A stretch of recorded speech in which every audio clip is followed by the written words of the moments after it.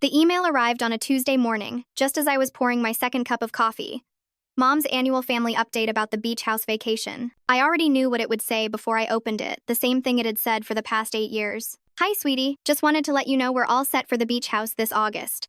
Unfortunately, with Everly's family getting bigger, we're completely at capacity. Maybe next year. Love you. I stared at the screen, feeling that familiar sting in my chest. My kids, Mia and Jake, were eating breakfast at the kitchen table behind me. Mia, now 14, looked up from her phone. Was that Grandma? She asked, though her tone suggested she already knew the answer. Yeah, I said, trying to keep my voice neutral. Let me guess, no room at the beach house again? Jake, 12, didn't even look up from his cereal. The silence that followed told me everything I needed to know about how my children felt. They'd stopped asking why years ago. They'd stopped believing it would ever change. I closed my laptop and turned to face them. You know what? I think it's time we plan our own vacation this year. But even as I said it, something inside me shifted. 8 years. 8 years of being told there wasn't enough space for me and my kids, while my sister, Everly's family of 5, got automatic invitations. 8 years of seeing the Facebook photos afterward. Mom and Dad, Everly and her husband, Tom, their 3 kids, all of them bronze and smiling on the deck of that beautiful beach house Mom had inherited from my grandmother. The house that was supposed to be for the whole family. I remembered the first year it happened. Everly had just had her second child, and Mom explained that with a newborn, they needed the extra bedroom I usually stayed in. Just this once, she'd said. But once became twice, became a tradition I was somehow never part of. What hurt most wasn't just the exclusion, it was the way everyone pretended it was normal. At family dinners, they'd reminisce about their beach adventures right in front of us. Remember when little Sophie caught her first fish? Oh, and that sunset on Thursday was incredible, as if we were invisible, as if our absence didn't matter. The breaking point had actually come 6 months earlier, at Christmas dinner. I'd just landed my biggest client yet for my graphic design business, a contract that would essentially double my income. I was excited to share the news with my family. That's nice, dear, Mom had said, barely looking up from passing the potatoes to Everly. Speaking of work, Everly just got promoted to senior management at the hospital. Isn't that wonderful? The conversation immediately shifted to Everly's achievement, which was genuinely impressive. But when Tom made a joke about my little computer hobby finally paying off and everyone laughed, I felt something inside me break. It's not a hobby, I said quietly. It's a business. I have 12 employees now. Everly waved her hand dismissively. Oh, Lila, you know what Tom means. It's not like you have a real office or anything. Working from home in your pajamas must be nice, though. More laughter. I looked around the table at my parents who were smiling indulgently at Everly, at my brother David, who was trying to catch my eye sympathetically, at my kids who were staring at their plates. No one corrected her. No one mentioned that I'd built my business from nothing after my divorce, while raising 2 kids alone. No one acknowledged that my fake job had paid off my mortgage 2 years early. That night, I made a decision. If they wanted to treat me like I was invisible, like I didn't matter, then I would become someone they couldn't ignore. I started working differently.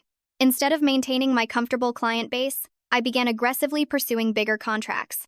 I took on corporate clients, expanded my team, and started saving every extra penny. I had a plan forming in my mind, crazy, perhaps, but mine. The research phase took 3 months. I learned everything about the hospitality industry, studied market trends in coastal properties, and quietly met with real estate agents in the same beach town where Mom's house sat. That's when I founded a rundown beachfront motel, 22 rooms, sitting on prime real estate just a half-mile from Mom's place. The owner was eager to sell. The property needed massive renovation, but the bones were good, the location was perfect, and with my business credit and savings, I could make it work. The day I signed the papers, my hands were shaking. It was April, 4 months before the annual beach house vacation I wouldn't be invited to.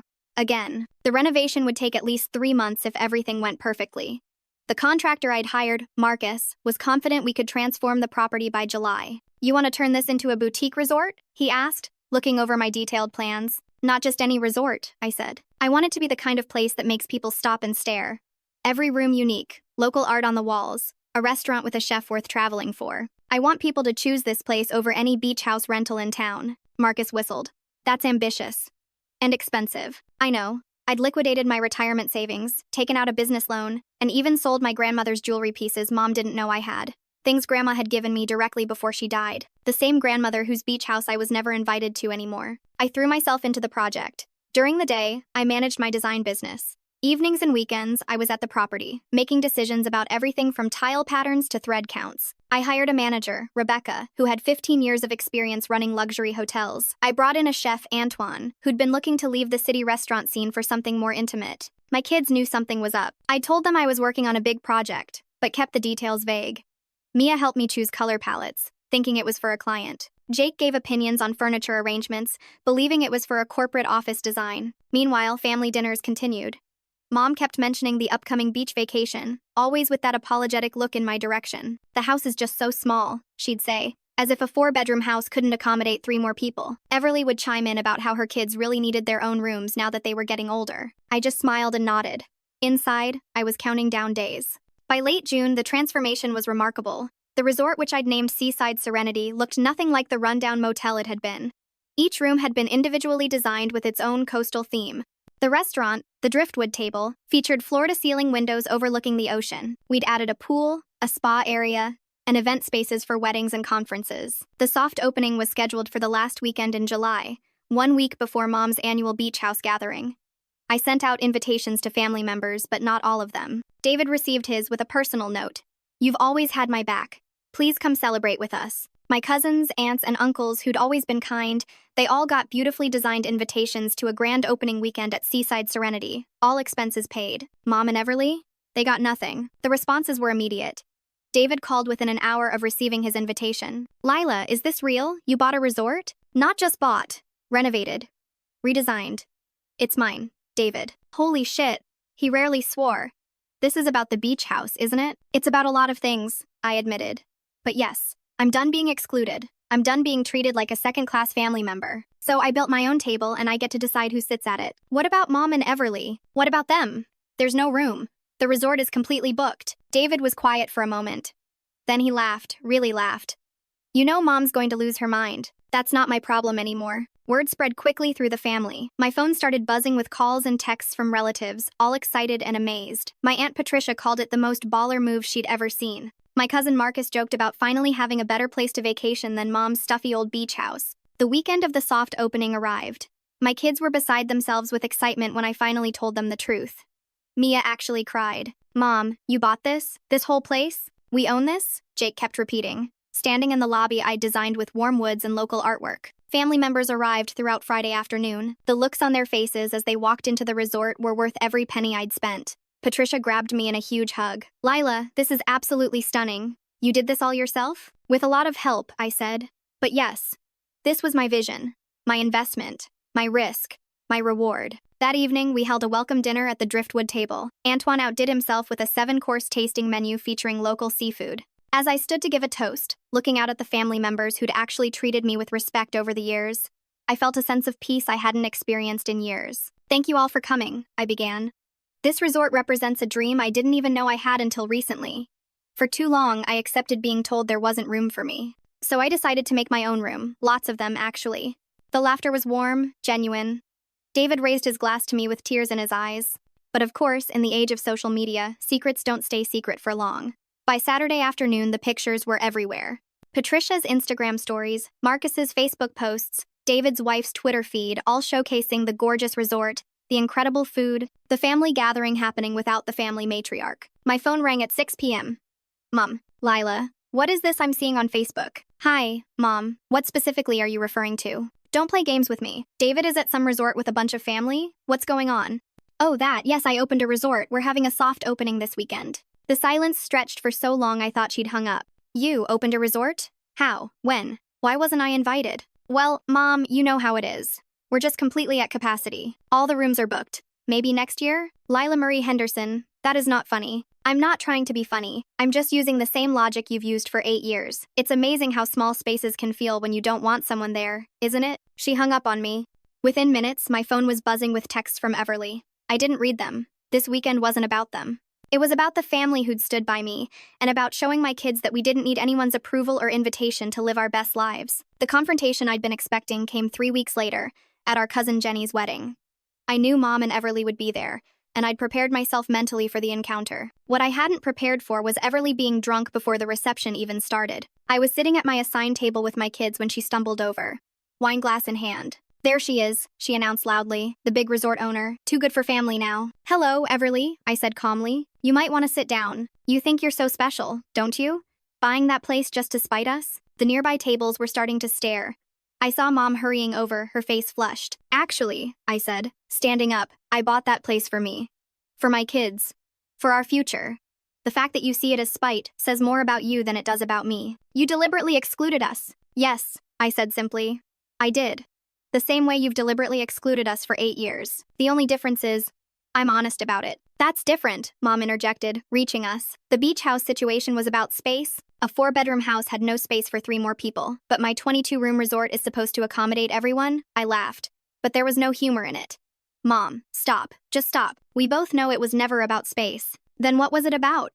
Everly demanded, swaying slightly. I looked at her, really looked at her. My older sister, the golden child. The one who'd always been just a little bit better, a little bit more loved. It was about making me feel small, I said quietly. It was about maintaining a hierarchy where I'm always at the bottom, where my kids don't matter as much as yours, where my accomplishments are hobbies and yours are celebrations. Well, I'm done feeling small. The wedding coordinator appeared, gently suggesting we might want to continue this conversation outside. I was already gathering my things when Everly grabbed my arm. You can't just walk away from family. Watch me, I said, pulling free. I learned from the best. As we left, I heard Mom say to someone, she's being dramatic, she'll get over it. But I was already over it. I was moving on. The resort's official grand opening in September exceeded all expectations. We were booked solid for 3 months out. The restaurant was getting rave reviews from food critics. A travel blogger called it the hidden gem of the Eastern Seaboard. My design business was thriving too, partly because of the visibility the resort had brought.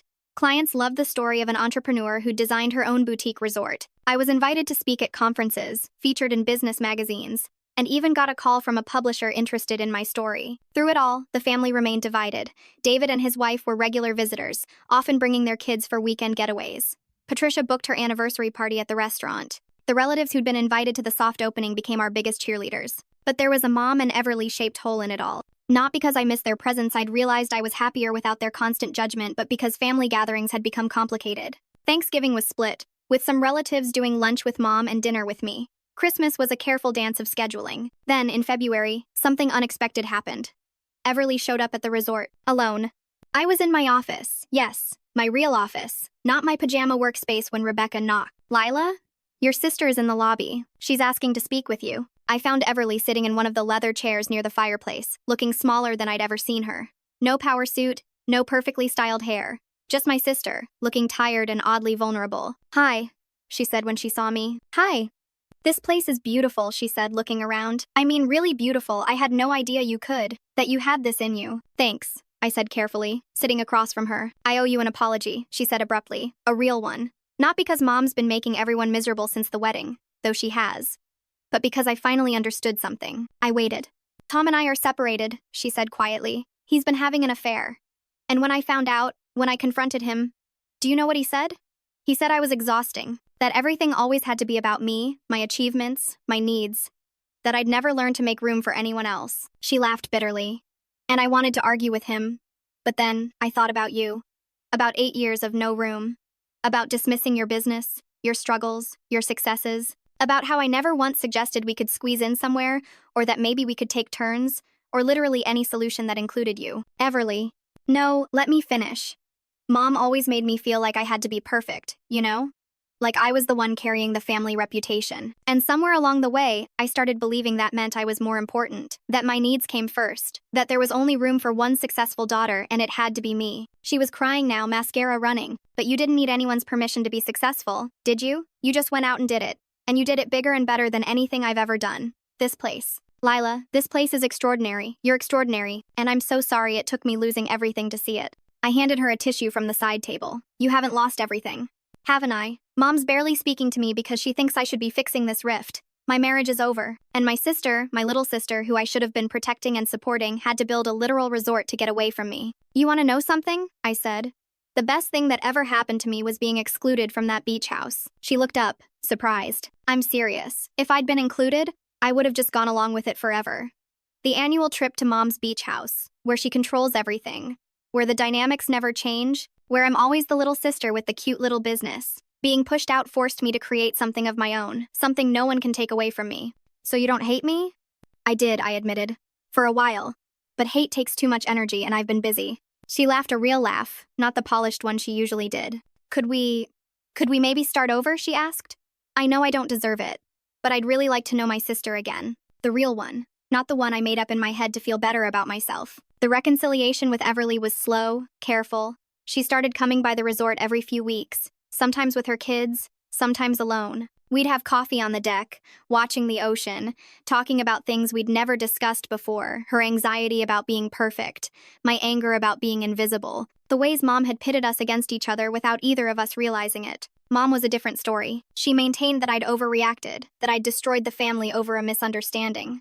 But the family wasn't destroyed, it was reorganizing itself around different centers of gravity. Some relatives still went to the beach house in August. Others booked stays at my resort. Some did both. The real change came in June, almost 2 years after I'd bought the property.